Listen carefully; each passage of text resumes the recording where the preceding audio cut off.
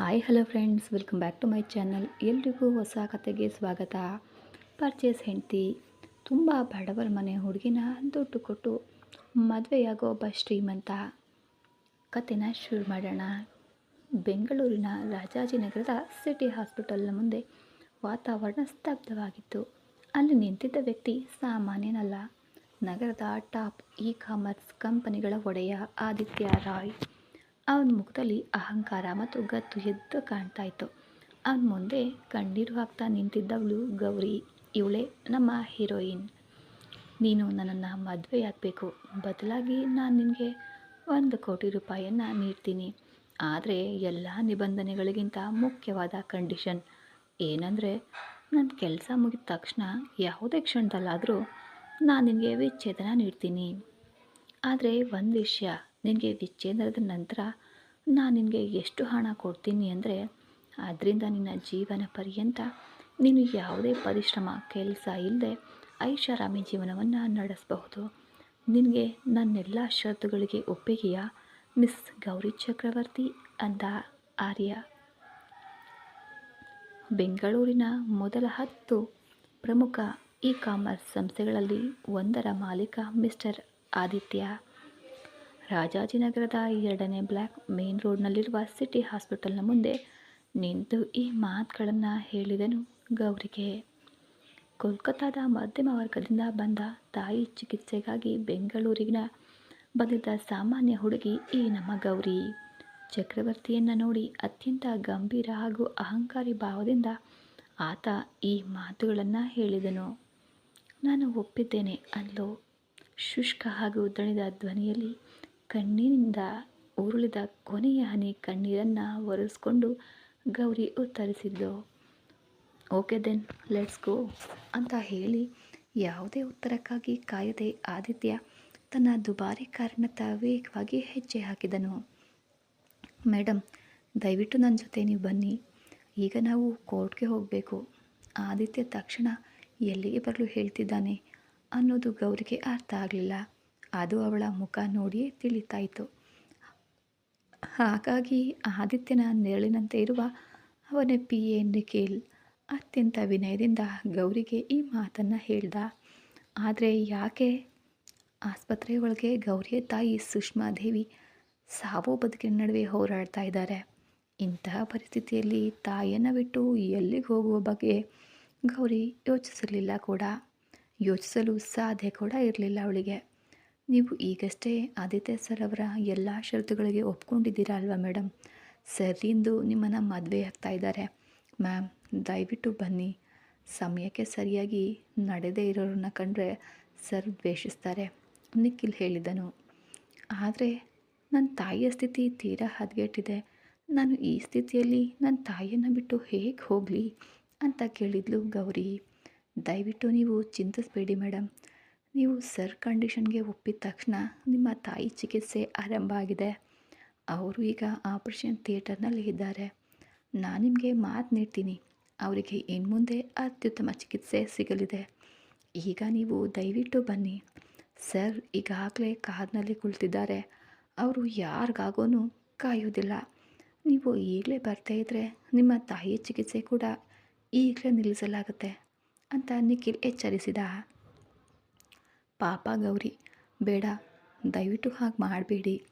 ನೀವು ಎಲ್ಲಿಗೆ ಬರಲು ಹೇಳ್ತೀರೋ ನಾನು ಅಲ್ಲಿಗೆ ಬರಲು ಸಿದ್ಧ, ಗೌರಿ ಹತಾಶೆಯಿಂದ ಹೇಳಿದ್ಲು. ಸಂಪೂರ್ಣ ಅಪರಿಚಿತ ವ್ಯಕ್ತಿ ಅವನು. ಕನಿಷ್ಠ ಆತನ ಹೆಸರು ಕೂಡ ಗೌರಿಗೆ ಸರಿಯಾಗಿ ಇನ್ನೂ ತಿಳಿದಿಲ್ಲ. ಕೇವಲ 15 ನಿಮಿಷಗಳ ಮೊದಲು ಆತನನ್ನು ಮೊದಲ ಬಾರಿಗೆ ನೋಡಿದ್ಲು ಗೌರಿ. ಆತ ಹಾಕಿದ ಎಲ್ಲ ಷರತ್ತುಗಳನ್ನು ಒಪ್ಪಿ ಆತನನ್ನು ಮದುವೆಯಾಗಲು ಗೌರಿ ಸಿದ್ಧಳಾದ್ಲು. ನಿಖಿಲ್ನನ್ನು ಅನುಸರಿಸ್ತಾ ತನ್ನ ಅಶಕ್ತ ದೇಹವನ್ನು ಎಳ್ಕೊಂಡು ಹೋಗಿ ಮತ್ತೊಂದು ದುಬಾರಿ ಕಾರ್ನತ್ತ ಹೆಜ್ಜೆ ಹಾಕಿದ್ಲು ಗೌರಿ. ಒಬ್ಬ ಎತ್ತರದ ವ್ಯಕ್ತಿ ಕಾರಿನ ಬಾಗಿಲು ತೆರೆದ. ಯಾರೂ ಹೇಳದೇ ಇದ್ದರೂ ಗೌರಿಗೆ ತಾನು ಅಲ್ಲಿ ಕೂರಬೇಕು ಅಂತ ಗೊತ್ತಿತ್ತು.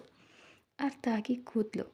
ಕುಳಿತ ನಂತರ ನಿಖಿಲ್ ಕೆಲವು ದಾಖಲೆಗಳನ್ನು ನೀಡಿ ಎಲ್ಲಿ ಸಹಿ ಮಾಡಬೇಕು ಅಂತ ತೋರಿಸ್ದ. ಯಾವುದನ್ನು ಕೂಡ ಅವಳು ಓದದೇನೆ ಹಲವು ಕಾಗದಗಳಿಗೆ ಸಹಿಯನ್ನು ಹಾಕೇ ಬಿಟ್ಲು. ಸಹಿ ಮುಗಿತಾ ಇದ್ದಂತೆಯೇ ಕಾರು ಚಲಾಯಿಸಲು ಪ್ರಾರಂಭ ಆಯಿತು. ಗೌರಿಯ ಮನಸ್ಸಿನಲ್ಲಿ ಒಂದು ಕ್ಷಣ ಆತಂಕ ಆಯಿತು. ನಿಜಕ್ಕೂ ನನ್ನ ತಾಯಿ ಚಿಕಿತ್ಸೆ ಆರಂಭವಾಗಿದೆಯಾ? ಒಂದು ವೇಳೆ ಆಗದೇ ಇದ್ದರೆ, ಇವರು ನಕಲಿ ವ್ಯಕ್ತಿಗಳಾಗಿದ್ದರೆ? ಆದರೆ ಗೌರಿ ಮುಂದೆ ಬೇರೆ ಆಪ್ಷನ್ ಇರಲಿಲ್ಲ. ಕೈಯಲ್ಲಿ ಒಂದು ರೂಪಾಯಿಯೂ ಕೂಡ ಇರಲಿಲ್ಲ. ಹಾಗಾಗಿ ಹೆಚ್ಚು ಯೋಚಿಸಲು ಅವಳಿಗೆ ಸಮಯ ಕೂಡ ಸಿಗಲಿಲ್ಲ. ಇದ್ದಕ್ಕಿದ್ದಂತೆ ಬಿರುಗಾಳಿಯಂತೆ ಅವಳ ಜೀವನ ಒಂದೇ ಒಂದು ಕ್ಷಣದಲ್ಲಿ ಬದಲಾಯಿತು. ಆ ಬಿರುಗಾಳಿ ಅವಳನ್ನು ಮತ್ತೊಂದು ಜೀವನದತ್ತ ಹೊತ್ತೊಯ್ತಾ ಇದೆ. ಈಗ ಕಣ್ಣಿನಿಂದ ಒಂದು ಹನಿ ಕಣ್ಣೀರು ಕೂಡ ಬರ್ತಾ ಇಲ್ಲ. ಆಪರೇಷನ್ ಸಮಯದಲ್ಲಿ ತಾಯಿಯ ಬಳಿ ಇರಲು ಸಾಧ್ಯವಾಗದ ನೋವು ಕೂಡ ಈ ಕ್ಷಣ ಅವಳಲ್ಲಿ ಕಾಡ್ತಾ ಇಲ್ಲ. ಹೇಗಿದ್ರೂ ಇಂದು ಏನಾದರೂ ಒಂದು ನಿರ್ಧಾರ ಆಗಲೇಬೇಕಿತ್ತು ಅಲ್ವಾ? ಅದಕ್ಕಿಂತ ಈ ಅನಿಶ್ಚಿತ ಯೋಜಿತ ಪ್ರವಾಹದಲ್ಲೇ ನಾನು ತೇಲಿ ಹೋಗೋದು ಲೇಸ್ ಅಂತ ಅವಳಿಗೆ ಅನ್ನಿಸ್ತು. ಅವಳ ದೇಹದಲ್ಲಿ ಪ್ರಾಣ ಇರೋವರೆಗೂ ಯಾವುದೋ ಒಂದು ದಡಕ್ಕೆ ಸೇರ್ತೀನಿ ಅನ್ನೋ ನಂಬಿಕೆ. ಅವಳಿಗೆ ತಿಳಿದಿರುವ ಯಾವುದೇ ನಿರ್ದಿಷ್ಟ ಹಾದಿ ಈಗ ಅವಳಿಗೆ ಇಲ್ಲದ ಕಾರಣ ಇಂದಿನಿಂದ ಆ ಅಪರಿಚಿತನ ಹಾದಿಯಲ್ಲೇ ಇವಳು ಪಯಣಿಗಳಾಗಿ ಉಳಿತಲಿದ್ದಾಳೆ. ಆದಿತ್ಯ ರಾಯ್ ಮದುವೆಯಾಗಲು ಕೋರ್ಟ್ಗೆ ಹೋಗುವ ಅವಶ್ಯಕತೆ ಏನಿರಲಿಲ್ಲ, ಯಾಕಂದರೆ ಅವನು ಅಷ್ಟು ದೊಡ್ಡ ಶ್ರೀಮಂತ. ಆದರೆ ಕೇವಲ ಆತನ ಹಠಾತ್ ನಿರ್ಧಾರ ಮತ್ತು ಅವಸರದ ಕಾರಣದಿಂದ ಹೋಗಬೇಕಾಗಿ ಬಂತು. ಇಲ್ಲ ಅಂದಿದ್ರೆ ನಗರದ ಯಾವುದಾದ್ರೂ ಒಂದು ಪ್ರಸಿದ್ಧ ಮ್ಯಾರೇಜ್ ರಿಜಿಸ್ಟರ್ ಆತನ ಒಂದು ಕರೆಯಲ್ಲಿ ಮನೆಗೆ ಬರ್ತಾಯಿದ್ರು. ಕಾನೂನುಬದ್ಧ ವಿಷಯ ಆಗಿದ್ದರಿಂದ ಎಲ್ಲವೂ ಕ್ಷಣಾರ್ಧದಲ್ಲಿ ಸಾಧ್ಯ ಆಗಲಿಲ್ಲ. ಇಂದು ಕೋರ್ಟ್ ಮ್ಯಾರೇಜ್ ಬಹಳ ಸಮಯ ತೆಗೆದುಕೊಳ್ಳುವ ಪ್ರಕ್ರಿಯೆಯಾಗಿದ್ದರೂ ಆದಿತ್ಯ ಆತನ ಹಣಬಲದಿಂದ ಕೇವಲ ಗಂಟೆಗಳಲ್ಲಿ ಎಲ್ಲ ನಿಯಮಗಳನ್ನು ಮುಗಿಸಿದ. Congratulation mister and missus Roy, ನಿಮಗೆ ಸುಖ ದಾಂಪತ್ಯ ಜೀವನ ಸಿಗಲಿ ಅಂತ ಹಾರೈಸ್ತೇನೆ. ಇಂದಿನಿಂದ ನೀವು ಕಾನೂನುಬದ್ಧ ಗಂಡ ಹೆಂಡತಿ. ಸಿಂಧೂರ ಇದ್ದರೆ ನಿಮ್ಮ ಪತ್ನಿಗೆ ಹಚ್ಬೋದು ಮಿಸ್ಟರ್ ಆದಿತ್ಯ. ಮಾಲೆ ಬದಲಾವಣೆಯೂ ಆದರೆ ಒಳ್ಳೆಯದು. ಮ್ಯಾರೇಜ್ ರಿಜಿಸ್ಟರ್ ಅಭಿನಂದನೆ ಸಲ್ಲಿಸ್ತಾ ಹಸ್ತಲಾಘವು ಹ್ಯಾಂಡ್ ಶೇಕ್ ಮಾಡಿದರು. ಎಸ್, ಸಿಂಧೂರ ತುಂಬ ಮುಖ್ಯ, ಆದಿತ್ಯ ಸ್ವಲ್ಪ ಕುತೂಹಲದಿಂದ ಹೇಳಿ ನಿಖಿಲ್ ಕಡೆ ನೋಡಿದ. ನಿಖಿಲ್ ತಕ್ಷಣ ಸಿಂಧೂರದ ಡಬ್ಬಿಯನ್ನು ಅವನಿಗೆ ನೀಡಿದನು. ಆದಿತ್ಯ ಸಿಂಧೂರ ತೆಗೆದು ಗೌರಿಯ ಹಣೆಗೆ ಹಚ್ಚಿದ. ಮಾಲೆಗಳು ಕೂಡ ಬದಲಾವಣೆ ಆಯಿತು. ವಿಚಿತ್ರ ಅಂದರೆ ಆದಿತ್ಯನ ತುಟಿಯಲ್ಲಿ ಒಂದು ನಕಲಿ ನಗು ಇತ್ತು. ಫೋಟೋಗ್ರಾಫರ್ ಎಲ್ಲ ಕ್ಷಣಗಳನ್ನು ಸರಿಯಾಗಿ ಸೆರೆ ಹಿಡಿದನು. ಫೋಟೋಗ್ರಾಫರ್ ಕಣ್ಣುಗಳನ್ನು ನೋಡಿ ಎಲ್ಲವೂ ಸರಿಯಾಗಿ ಬಂದಿದೆ ಅಂತ ಆದಿತ್ಯ ಖಚಿತಪಡಿಸಿಕೊಂಡ. ಆತ ಸಮ್ಮತಿಸಿದ ತಕ್ಷಣ ಆದಿತ್ಯನ ಮುಖದಲ್ಲಿದ್ದ ನಕಲಿ ನಗು ಮಾಯ ಆಯಿತು. ಗೌರಿಗೆ ಭಾರವಾದ ಲೆಹೆಂಗಾ ಧರಿಸಲು ಒತ್ತಾಯಿಸಲಾಗಿತ್ತು. ಅದು ಕೇವಲ ಭಾರ ಮಾತ್ರ ಅಲ್ಲದೆ ಅತ್ಯಂತ ದುಬಾರಿ ಕೂಡ ಆಗಿತ್ತು. ಕೆಲವು ಆಭರಣಗಳನ್ನು ಅವಳು ಧರಿಸಲೇಬೇಕಾಗಿತ್ತು.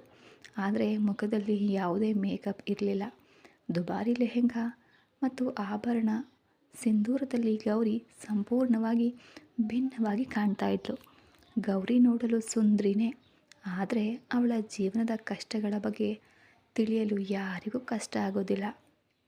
ಅವಳ ಚೂಪಾದ ಮೂಗು ಮತ್ತು ತೆಳುವಾದ ತುಟಿಗಳು ಅವಳ ಮುಖದ ಸೌಂದರ್ಯದ ಸಂಕೇತಗಳಾಗಿದ್ವು. ಅವಳು ತುಂಬಾ ತೆಳ್ಳಗಿದ್ಲು. ಇಷ್ಟೊಂದು ಅದ್ದೂರಿಯ ನಡುವೆಯೂ ಅವಳ ಹಣೆಯ ಮೇಲಿದ್ದ ಚಿಂತೆಯ ಗೆರೆಗಳು ಮಾಯ ಆಗೇ ಇರಲಿಲ್ಲ. ಹೀಗೆ ಸ್ವಲ್ಪ ಸಮಯದ ನಂತರ ಮೊದಲು ಅವಳ ಮೈಮೇಲೆ ಹಗ್ಗದ ಬಟ್ಟೆ ಮತ್ತು ಕಾಲಿಗೆ ಫುಟ್ಪಾತ್ನಲ್ಲಿ ಮಾರುವ ಚಪ್ಪಲಿ ಹಾಕ್ಕೊಂಡಿದ್ಲು. ಮತ್ತೊಂದೆಡೆ ಆದಿತ್ಯನ ಮೈಮೇಲೆ ಬ್ರ್ಯಾಂಡೆಡ್ ಬಟ್ಟೆಗಳಿದ್ವು. ಬಿಳಿ ಶರ್ಟ್ ಮತ್ತು grey colour suit, branded watch ಮತ್ತು shoe.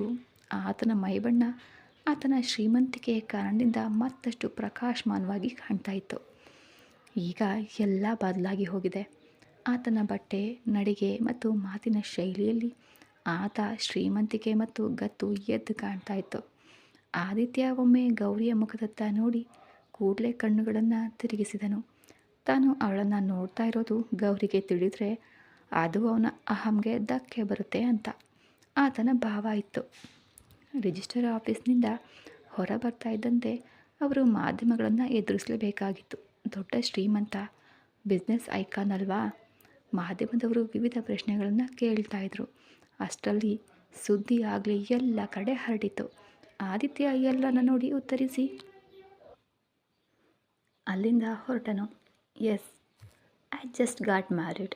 Meet my wife Gauri Roy. ನಾವು ಕಳೆದ ಕೆಲವು ತಿಂಗಳಿಂದ ರಿಲೇಷನ್ಶಿಪ್ನಲ್ಲಿ ಇದ್ವು. ನಿಮಗೆ ಉತ್ತರ ಸಿಕ್ಕಿದೆ ಅಂತ ನಾನು ಭಾವಿಸ್ತೀನಿ.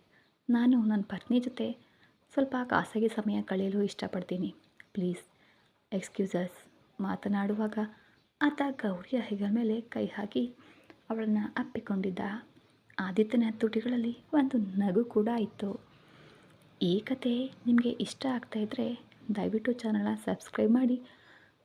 ಎಲ್ಲರೂ ಕೂಡ ಲೈಕ್ ಮಾಡೋದನ್ನು ಮರಿಬೇಡಿ. ಮತ್ತೆ ಸಿಗೋಣ ಮುಂದಿನ ಎಪಿಸೋಡಲ್ಲಿ.